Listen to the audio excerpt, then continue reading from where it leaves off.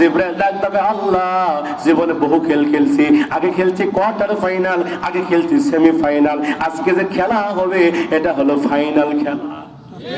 তার মানে খেলা হবে, যখন খেলা হবে হযরত জিবরাইল ফেরাউনের সঙ্গে খেলতে গিয়া দুই ধারের পানি দিয়া খালি ফেরাউনকে শাটা মারে, ফেরাউনের নাকের মধ্যে পানি, মুখের মধ্যে পানি, ফেরাউন ইঁদুরের মতো চুবানি খায় আর বলে, আল্লাহ আমি আপনার উপরে ঈমান আনলাম। আল্লাহ কই এখন খেলার না, জোরে কর। আল্লাহ বলে, এখন হে জিবরাইল সাটা একটু জোরে মার। জিবরাইল আলাইহিস সালাম যখন সাটা জোরে মারে, সাটা যখন জোরে মারে, যখন পানির মধ্যে হাবুডুবু খায়, ফেরাউন ডাকতে কয়, আল্লাহ আমি আপনার উপর ঈমান আনলাম, মুসা নবীর উপর ঈমান আনলাম, হারুন নবীর উপর ঈমান আনলাম। আল্লাহ বলে, সময় নাই, এখন আমি আল্লাহ তোর তওবাকে কবুল করব না, আমি আল্লাহ তোর তওবাকে কবুল করব না, আমি তোর তওবাকে কবুল করতাম। ও ফেরাউন, তুই আজকে তওবা করছিস, এইটা আমি আল্লাহর ভয়ে না, এটা হচ্ছে মরার ভয়ে, মৃত্যুর ভয়ে। ও ফেরাউন, আমি আল্লাহ, তুই যা চাইছিস তোরে আমি তাই দিয়েছি। তুই যখন বলছিস আল্লাহ আসমান থেকে বৃষ্টি দাও, আমি তোর জন্য বৃষ্টি দিয়েছি। তুই আমার কাছে যা চাইছিস আমি আল্লাহ তাই দিয়েছি। কেন দিয়েছিস জানিস নাকি ফেরাউন? আমি আল্লাহ আশায় ছিলাম কোনো একদিন ফেরাউন নিজের ভুল বুঝতে পারবে, তওবা করে ফিরে আসবে, আমি আল্লাহ মাফ করে দেব। কিন্তু ফেরাউন আজকে নয়, আজকে তুই আমার কাছে তওবা করছিস, এটা আমি আল্লাহর ভয়ে না, এটা হলো মৃত্যুর ভয়ে। ঠিক না? মৃত্যুর ভয়ে তওবা কবুল হয় না। আমার বাংলাদেশে দেখবেন আমরা নামাজের ওয়াজ করি, বিভিন্ন জুমার মসজিদে হুজুররা ওয়াজ করে, দাওয়াত তাবলীগের ভাইয়েরা দাওয়াত দেয়, সংগঠনের ভাইয়েরা নামাজের কথা বলে। কিন্তু আমার দেশে এমনও কিছু লোক আছে, ওই হুজুর আমি নামাজ না বলে আপনার কি, আমার কবরকে আপনি যাবেন, এরকম বলে কিনা? বলে কিনা? নামাজ পড়ে না, এক ওয়াক্ত নামাজ পড়ে না, জীবনে মসজিদের বারান্দায় যায় না।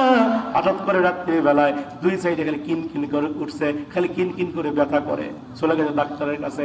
ডাক্তার কয়েকটা চেক আপ করো, চেক আপ করে দেখে দুই সাইডের দুই কিডনি ড্যামেজ। দুই কিডনি একেবারে অচল হয়ে গেছে। ডাক্তার ডাক দিয়ে বলে, এইটা বাঁচবে আর মাত্র 6 মাস, যা খাবার সব খেলাম। ও যখন কিডনি ড্যামেজ হয়ে যায়, বাড়িতে আসার পরে ওই আর মসজিদের বারান্দা ছাড়ে না। আল্লাহ বলে, এই তওবা কবুল হবে না, এটা আমি আল্লাহর ভয়ে না, এটা মরার ভয়ে। কথা বলেন না কেন? তাহলে তওবা করতে হবে, এটা কার ভয়ে? এই জন্য ভাইয়ের আমার, তওবা আজকে আমরা করবো, আজকেই, কোনো সময় নেই। কথা বলেন না কেন? সিদ্ধান্ত আজকে আপনাকে নিতে হবে, আজকে নিতে হবে। কতদিন আর অপেক্ষা করবেন যে হুজুর আমি তো ইয়াং মানুষ, কেবল 20 বছর বয়স, কেবল দাঁড়িয়ে ওঠে নাই, একটু বয়স হোক, বিয়ে শাদী করি, ছেলে সন্তান মেয়ে সন্তান একটু হোক, তখন নামাজ পড়বো না। ভাই, এই গ্যারান্টি নাই আপনার। কথা বলেন না কেন? এক নিশ্চয়তা নাই, কোন গ্যারান্টি নাই। মৃত্যু বান্দার এত নিকটে, ডান দিকে সালাম ফেরার পরে বাম দিকে সালাম ফেরাতে পারবেন কিনা, এর কোনো গ্যারান্টি নাই। সুতরাং মুসলমান ভাইয়ের আমার, আসেন আমরা সকলেই আজকে তওবা করি। ইনশাআল্লাহ আল্লাহকে বলেন, আল্লাহ আমি জীবন অন্যায় করেছি, আমি মিথ্যা বলেছি, আমি গীবত করেছি, আমি চকলখড়ি করেছি, আমি নামাজ কাজা করেছি।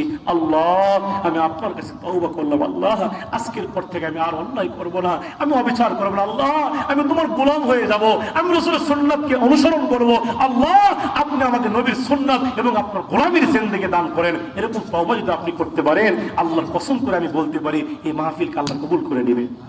কথা বলেন না কেন? এজন্য আসুন আমার ভাইরা, তওবা করা যাবে ইনশাআল্লাহ।